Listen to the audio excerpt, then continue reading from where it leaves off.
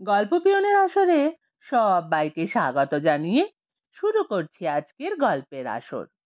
আজ শোনাবো সৈয়দ মুস্তাফা সিরাজের লেখা গল্প চোর বনাম ভূত। শুরু করছি আজকের গল্প চোর বনাম ভূত। আগের দিনে চোরেরা ছিল বেজায় ভীতু। যেমন আমাদের গ্রামে পাঁচু চোর, সে নাকি চুরি করতে গিয়ে নিজের পায়ের শব্দে নিজেই ভয় পেয়ে দিশেহারা হয়ে পালাতো।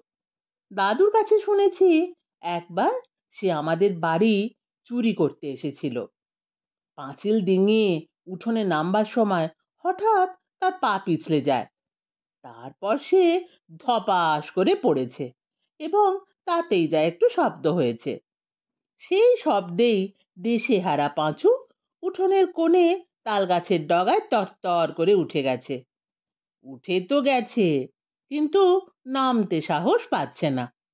নামতে গিয়ে যদি আবার পা পিছলে পড়ে যায়। এদিকে রাত পুড়িয়ে ভোর হতে চলেছে। দিনের আলোয় কেউ না কেউ তো তাকে দেখতে পাবে। তখন তার কি অবস্থা হবে ভেবেই পাঁচু চোর ফোঁপিয়ে ফোঁপিয়ে কাঁদতে শুরু করে। কান্না শুনে দাদু টর্চ হাতে বেরিয়ে আসেন। তাল গাছের ডগা থেকে কান্না, ভূত প্রেত নাকি? তখনকার দিনে পাড়া গাঁয়ে আনাচে কানাচে ভূতেরাও ছুঁ ছুঁ করে ঘুরে বেড়াতো। কিন্তু দাদু ছিলেন সাহসী মানুষ। তাল গাছের ডগায় টর্চের আলো ফেলে তিনি অবাক হয়ে যান। জিজ্ঞেস করেন, তুই কে রে?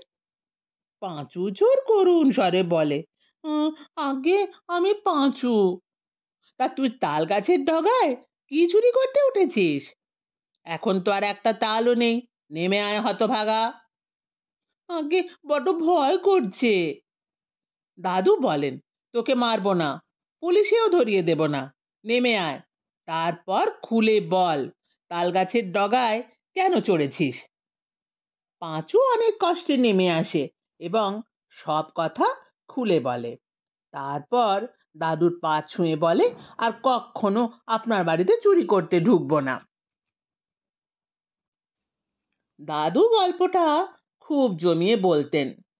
শুনে আমরা ছোটরা হেসে অস্থির হতাম। তো সত্যি আর পাঁচু কখনো আমাদের বাড়িতে চুরি করতে আসেনি। কিন্তু তার কপাল মন্দ। সেবার থানায় এসেছেন এক দুঁদে দারোগা, বঙ্কুবিহারী ধারা। কনস্টেবলরা এতকাল রাত বিরেতে টহল দিতে বেরুতো না। চৌকিদার বড় জোর লণ্ঠন আর লাঠি হাতে এক চক্কর ঘুরে ঘুরে গিয়ে নাক ডাকাতো। পঙ্কুবাবুর তাড়ায় টহলদারি জোরালো হলো। তার ফলে পাঁচুর অবস্থা হলো শোচনীয়। দিন দুপুরে তো আর চুরি করা যায় না। তার ওপর রাত্রিরে গিয়ে কনস্টেবলরা আবার কখনো চৌকিদার হাঁক ডাক করে জেনে নেয় পাঁচু ঘরে আছে কিনা। না থাকলেই তার বিপদ। অন্য কেউ কোথাও সে রাতে চুরি করলে দোষটা পড়বে পাঁচুরি ঘাড়ে। পাঁচু এক দাগি চোর। এক রাত্রিরে মরিয়া হয়ে পাঁচু বেরোলো। যে বাড়িতে সে চুরি করার ফোন দিয়ে এঁটেছে সেই বাড়ির পিছনে ছিল কয়েকটা গাছ, তলায় শুকনো পাতার ছড়াছড়ি। পা ফেলতেই সেই সব শুকনো পাতা মচমচ খড়খড় শব্দ করছে এবং পাঁচুও যথারীতি ভয় পেয়ে দিশেহারা হয়ে দৌড়চ্ছে। সেদিন বঙ্কুবাবু নিজের টহলদারিতে বেরিয়েছেন। পাঁচু গিয়ে পড়বি তো পড় একেবারে বঙ্কুবাবুর বুকে। আচমকা রাত বিরেতে দারোগা বাবুর বুকে কে এসে সেঁটে গেছে। এটা একটা বিরক্তিকর ব্যাপার। অন্য কেউ হলে টাল সামলাতে পারতো না, কিন্তু তিনি দশাশই বিশাল এক মানুষ। তবে এভাবে যে একটা জিনিস তার গায়ে সেঁটে যাবে, এটা চূড়ান্ত রকমের বেয়াদপিও বটে। বাঁ হাতে এক ঝটকায় জিনিসটাকে ছাড়িয়ে টর্চ জেলে দেখেন এটা একটা মানুষ। সেই সঙ্গে কনস্টেবলরা চেঁচিয়ে উঠেছে, পাঁচু পাঁচু। পাঁচু চোর ধরা পড়ে গেল। তখনকার দিনে আইন কানুন ছিল কড়া। পাঁচুর নামে অনেকগুলো চুরির নালিশ ছিল বলে পুলিশের খাতায় আদালতে তার 6 মাসের জেল হলো। এইসব গল্প দাদুর মুখেই শোনা। তখন আমি পাঠশালার পড়ুয়া। পাঁচু চোরকে দেখতে ইচ্ছে করতো খুব, কিন্তু তাকে পাচ্ছিটা কোথায়? পরে আমি যখন ক্লাস 6-এ পড়ছি, তখন একদিন দৈবাত তার সঙ্গে আমার দেখা হয়ে যায়। যদিও সেই দেখা হওয়াটা মোটেও সুখের হয়নি। পুজোর ছুটিতে স্কুল বন্ধ। প্রতি বছর পুজোর সময় বড় মামা আমাদের বাড়িতে আসতেন। সেদিনই বিকেলে তিনি এসেছেন। বড় মামা ছিলেন ভবঘুরে ধরনের মানুষ। দেশ বিদেশে ঘুরে বেড়ানোর বাতিক ছিল তার। পুজোর সময় এসে ভাগনা ভাগ্নিদের সেই ভ্রমণ বৃত্তান্ত শোনাতেন। তা যেমন অদ্ভুত তেমনি রোমাঞ্চকর।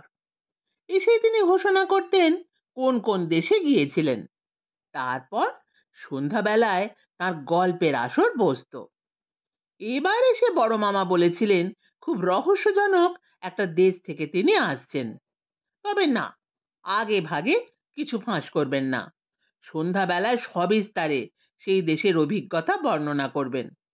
তখন যদি কেউ ভয় পেয়ে ভিড়মি খায়, তার দোষ নেই। কিন্তু ছোটরা ভয় পেতে ভালোই বাসে।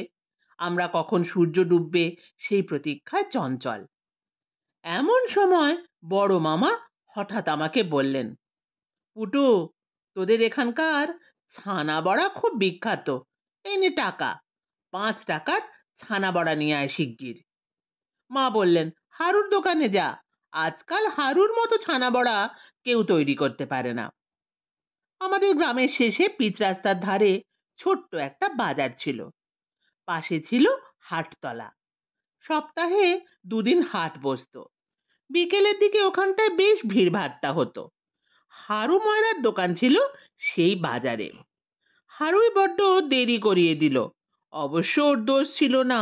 পুজোর সময় তার দোকানে খদ্দেরদের খুব ভিড় হয়। তখনকার দিনে 5 টাকা অনেক টাকা। টাকায় 4টে করে মোটা সোটা ছানা বড়া। মাটির হাঁড়িতে 20টা ছানা বড়া আমার পক্ষে বেশ ভারী। হাঁড়ির মুখে শাল পাতা চাপানো এবং মিহি পাটের দড়ি দিয়ে আঁটো করে বাঁধা। দুহাতে দড়ি আঁকড়ে ধরে কুঁজো হয়ে হাঁটছিলাম। টাল খেয়ে পড়লে হাঁড়ি ফেটে যাবে। এদিকে আঙুলও যেন কেটে যাচ্ছে মিহি দড়িতে। অগত্যা শর্টকাট করার জন্য শিঙি মশাইদের আম বাগানে ঢুকলাম। বাগান পেরুলেই ষষ্ঠীতলা, একটা প্রকাণ্ড বট গাছ। তারপর কাঁচা রাস্তায় একটুখানি হাঁটলে আমাদের বাড়ি। ষষ্ঠীতলায় গেছি, হঠাৎ চোখে পড়ল একটা রোগা ভোগা লোক। বটগাছের একটা ঝুড়ির পাশে দাঁড়িয়ে আছে। পরনে ছেঁড়া খাকি হাফ প্যান্ট, খালি গা, মাথার চুল খুঁটিয়ে ছাঁটা। কেমন ঝুলঝুলে চাউনি লোকটার, মুখে কিন্তু মিষ্টি হাসি। তাকে দেখে থমকে দাঁড়িয়ে গিয়েছিলাম। সে কাছে এসে মিষ্টি মিষ্টি হেসে বলল, ওতে কি আছে খোকা বাবু, রসগোল্লা নাকি? বললাম, না, ছানা বড়া। বাহ, ছানা বড়া রসগোল্লার চেয়েও ভালো। কার দোকান থেকে কিনলে? হারু ময়রার। বাড়িতে কেউ এসেছে বুঝি? হ্যাঁ, বড় মামা এসেছেন।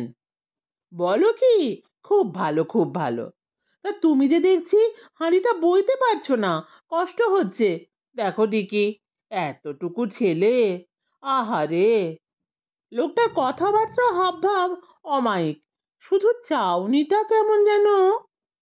তো সে আমার হাত থেকে হাঁড়িটা সাবধানে ধরে বলল, চলো আমি পৌঁছে দিয়ে আসি। এতটুকু ছেলে এত ভারী জিনিস বইতে পারে? লোকটাকে বাধা দিতে পারলাম না, কিংবা সে পৌঁছে দিলে কষ্টটা থেকে বেঁচেই যায়। যে কারণেই হোক, হাঁড়িটা আমার হাতছাড়া হলো এবং সে নিমেষে বটগাছের অন্য পাশে অদৃশ্য হয়ে গেল। হতভম্ব হয়ে একটুখানি দাঁড়িয়ে থাকার পর ভ্যাঁ করে কেঁদে বাড়ির দিকে দৌড়লাম। পরে বাড়ির সবাই আমার মুখে লোকটার চেহারার বর্ণনা শুনে সাব্যস্ত করেছিলেন তাহলে এটা পাঁচুরি কাজ। বছর 2 পরের কথা। আমি তখন ক্লাস 8-এর ছাত্র। বুদ্ধিশুদ্ধি হয়েছে বই কি, তা না হলে কেমন করে বুঝবো? আমি কি বোকাই না ছিলাম। অমন নিরিবিলি জায়গায় সন্ধ্যার মুখে অচেনা লোককে ছানা বড়ার হাঁড়ি বইতে দেয় কেউ? তবে পাঁচু চোর ছিল বটে, কিন্তু নেহাত ছিঁচকে চোর। সে কোনো বাড়িতে শীত কেটে চুরি করেছে বলে শুনিনি। দাদু আরো বুড়ো হয়েছেন তখন, লাঠি হাতে কষ্টে সৃষ্টে হাঁটা চলা করেন। সেই বছর হঠাৎ আমাদের গ্রামে শুধু নয়, এলাকা জুড়ে শীত কেটে চুরি শুরু হলো। দাদুর মতে এ কখনো পাঁচুর কাজ নয়। পাঁচু যা ভীতু, শীত কাঠি দিয়ে ঘরের দেওয়াল ফুটো করতে গেলে যেটুকু শব্দ হবে তাতেই ভয়ে দিশেহারা হয়ে পালিয়ে যাবে। পাঁচু রাত বিরেতে এতটুকু শব্দ হলেই ভয় পায়। একদিন বাবা বাইরে থেকে এসে বললেন, সিঁদেল চোরের খোঁজ পাওয়া গেছে। দারোগা বাবুর মুখে শুনে এলাম, লোকটার নাম কিনু, ঝাঁপুইহাটির দাগি চোর, সদ্য জেল থেকে ছাড়া পেয়ে বাড়ি ফিরেছে। দাদু বললেন, ঝাঁপুইহাটির কিনু? চেনেন নাকি তাকে? চিনি বই কি। দাদু ফোকলা মুখে খুব হাসলেন। একেই বলে চোরে চোরে মাস্তুতো ভাই। আমাদের গ্রামের পাঁচুর মাসির ছেলে হলো কিনু, কাজেই পাঁচুর মাস্তুতো ভাই। তবে আমার সন্দেহ হচ্ছে পাঁচুকে কিনু ট্রেনিং দিয়ে তার চেলা করেনি তো। পরদিন সকালে লালু গয়লা দুধ দিতে এসে বলল, গত রাত্রিরে সিঙ্গি মশাইদের বাড়িতে শীত কাটছিল কিনু। সিঙ্গি মশাই জেগেছিলেন, জানলা দিয়ে টর্চের আলো ফেলে কিনুকে পালাতে দেখেছেন। তবে কিনুর সঙ্গে কে ছিল জানেন? হতচ্ছাড়া পাঁচু। দাদু বললেন, তাহলে যা বলছিলাম মিলে গেল? লালু বলল, বঙ্কু দারোগা থাকলে এক্ষুনি এর বিহিত হতো। শুনেছি উনি মন্তর তন্তর জানতেন। রাত বিরেতে বেরিয়ে মন্তর পড়লেই চোরেরা এসে শিয়ালের মতো ফাঁদে পড়তো। দাদু বললেন, আচ্ছা লালু, তুমি তো ঝিলের ওদিকে গরু মোষের পাল চড়াতে যাও, পাঁচুর সঙ্গে দেখা হয় না? আগে রোজই যাই, কিন্তু পাঁচুকে আর দেখতে পাইনে। আগে কখনো সখনো দেখা হতো, তবে সেটা নেহাত চোখের দেখা। আপনি তো জানেন কর্তা বাবু, পাঁচু যা ভীতু, চোখে চোখ পড়তেই হাওয়া হয়ে যেত। পাঁচুর বাড়িটার কি অবস্থা এখন? লালু হাসলো। বাড়ি মানে তো একটা কুঁড়ে ঘর ছিল, কবে ওটা মুখ থুবড়ে পড়ে গেছে, জঙ্গল গজিয়েছে। বলো কি? তাহলে পাঁচু এখন থাকে কোথায়? লালু গম্ভীর হয়ে চাপা গলায় বলল, গত রাত্রিরে সিঙ্গি মশাই ওকে কিনুর সঙ্গে দেখেছেন, কাজেই পাঁচু নিশ্চয়ই ঝাঁপুইহাটিতে কিনুর বাড়িতেই থাকে। হুম, চোরে চোরে মাস্তুতো ভাই, বলে দাদু আবার এক চোট হাসলেন। লালু গয়লা চলে যাবার পর বাবা বললেন, কিনু পাঁচুকে তাহলে সত্যি ট্রেনিং দিয়েছে, তা না হলে সিঙ্গি মশাইয়ের বাড়ির আনাচে কানাচে পা বাড়াতে সাহস ছিল না পাঁচুর। সিঙ্গি মশাইয়ের বন্দুক আছে না? লালু শুনতে পায়নি। কাল রাত্রিরে আমি কিন্তু বন্দুকের গুলির শব্দ শুনেছিলাম। ট্রেনিং না পেলে পাঁচু গুলির শব্দ শুনে কোথাও ভিড়মি খেয়ে পড়ে থাকতো। দাদু সায় দিয়ে বললেন, ঠিক বলেছ, তবে আমাদের চিন্তার কারণ নেই। পাঁচু আমার পা ছুঁয়ে প্রতিজ্ঞা করেছিল আর কখনো আমাদের বাড়িতে চুরি করতে ঢুকবে না। বলেছিলাম না, সেই যে তাল গাছের ডগায় চড়ার ঘটনাটা মনে পড়ছে? বাবা চুপ করে গেলেন। আমরা ছোটরা দাদুকে হই হই করে ঘিরে ধরলাম। বলুন না দাদু, আবার সেই গল্পটা। সেবার পুজোর সময় যথারীতি বড় মামা এলেন।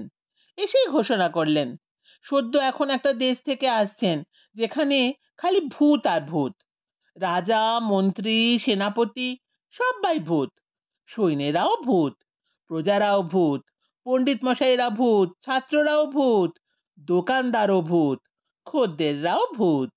অর্থাৎ ভূতে ভূতে ছয় লাভ। তবে সেটা যে ভূতের দেশ তা এমনিতে বোঝা যায় না, কিছুদিন থাকার পর ক্রমে ক্রমে টের পাওয়া যায়।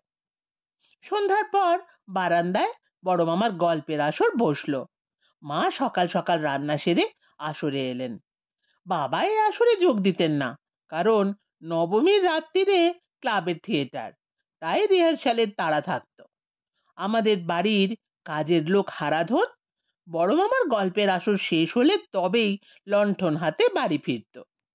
এমনকি কাজের মেয়ে সৌদামিনী, যার ডাকনাম ছিল সদু, সেও আসরের একপাশে বসে অবাক চোখে তাকিয়ে গল্প শুনতো।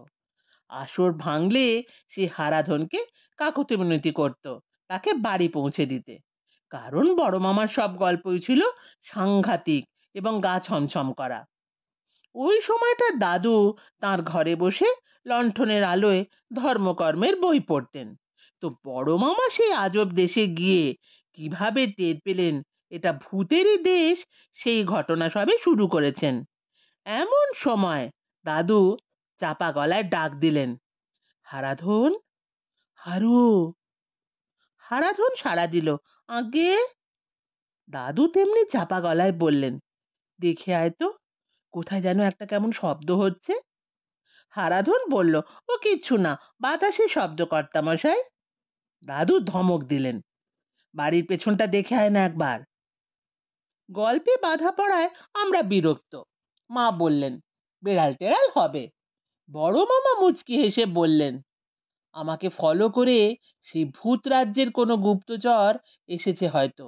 ওদের নিন্দে না প্রশংসা করছি তার খোঁজ নিতে রাজামশাই চর পাঠিয়ে থাকবেন।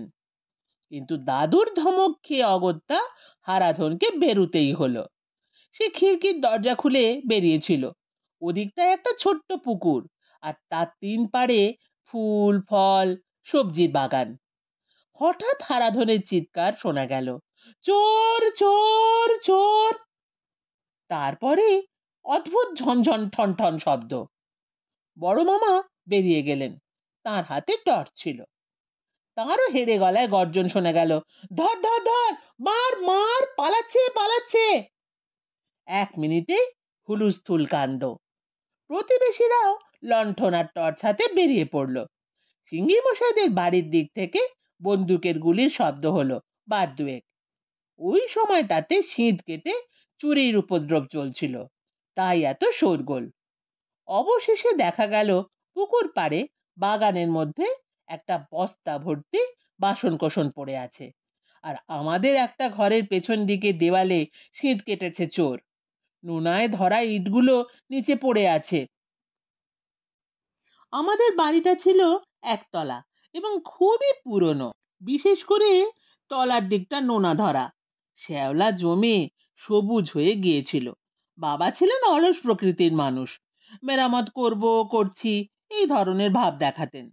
তো সবাই এক বাক্যে রায় দিলেন, পাঁচু কিনু তুই মাস্তুতো ভাইয়েরই কীর্তি। বড় মামা বললেন, দুই শ্যাঙাত আমার গলা শুনে চুরির জিনিস ফেলে পালিয়েছে, রোসো দেখাচ্ছি মজা। থানা পুলিশ করে আর কাজ হবে না, এর মোক্ষম দাওয়াই শিগগির নিয়ে আসছি।